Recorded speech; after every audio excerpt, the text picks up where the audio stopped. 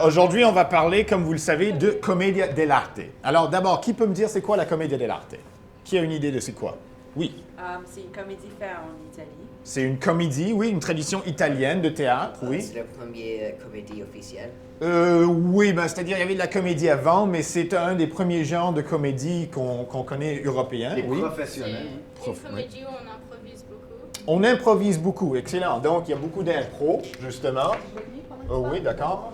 Un autre élément de la comédie dell'arte qui différencie, par exemple, la comédie dell'arte du théâtre qu'on a aujourd'hui. Les masques. Oui, c'est une tradition de masque. Donc, on travaille avec quelle sorte de masque? Est-ce que c'est des masques à plein visage?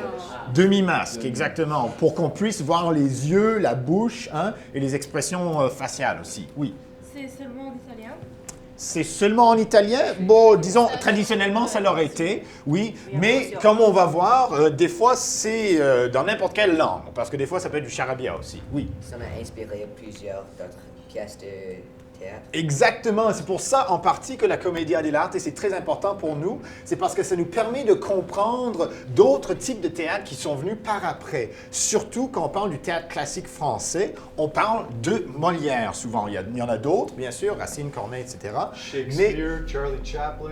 Ouais, C'est ça. plusieurs. Mais Molière, en particulier dans la tradition française, a été énormément influencé par le théâtre comédien. On sait même qu'il a partagé l'espace de travail avec les comédiens italiens. Donc, il a tiré presque tous ses personnages de la tradition comédia. Et oui, c'est un travail d'improvisation. Donc, nous, le travail qu'on va faire va être beaucoup basé sur des jeux, des activités d'improvisation encore. OK? Alors, on va parler de comédie dell'arte. C'est une tradition de théâtre, comme on a dit, qui est basée sur l'improvisation. Hein? Ou une tradition de masque aussi, où on se sert des demi-masques pour qu'on puisse bien voir le visage. Et aussi, c'est une tradition qui a beaucoup inspiré d'autres types de théâtre. Et notamment, dans la tradition francophone, qui nous importe, dans le théâtre classique, on parle de Molière. Molière a tiré beaucoup de ses personnages, sinon presque tous ses personnages, de la tradition de commedia dell'arte. Okay? Alors, c'est pour ça que c'est important pour nous. Ça va nous permettre à pénétrer dans le monde du théâtre classique français, notamment de Molière.